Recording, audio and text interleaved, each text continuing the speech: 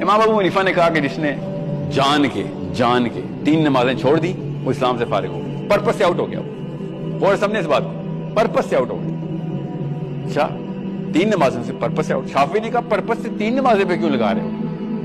ایک نماز بھی جان کے چھوڑی تو پرپس سے آؤٹ ہو گیا، جان کے چھوڑی تو آپ خدا کھیل رہے نا، پالیسی اپنے ہاتھ میں لے لی، جان کی نماز چھوڑ۔ اب وہ سمجھے فلسفی اسلام کیا ہے۔ امام جعفر صادق نے کیا کہا؟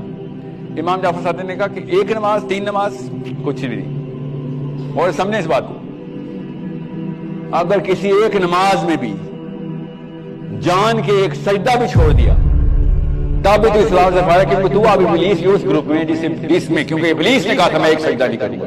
اللہ تعالیٰ نے تو کہا تھا نماز پڑھ آدم علیہ السلام کے سامنے، کتنے رکعت نماز پڑھنی تھی آدم علیہ السلام کے سامنے فرشتوں نے؟ کوئی نہیں، ایک سجدہ کرنا تھا نا۔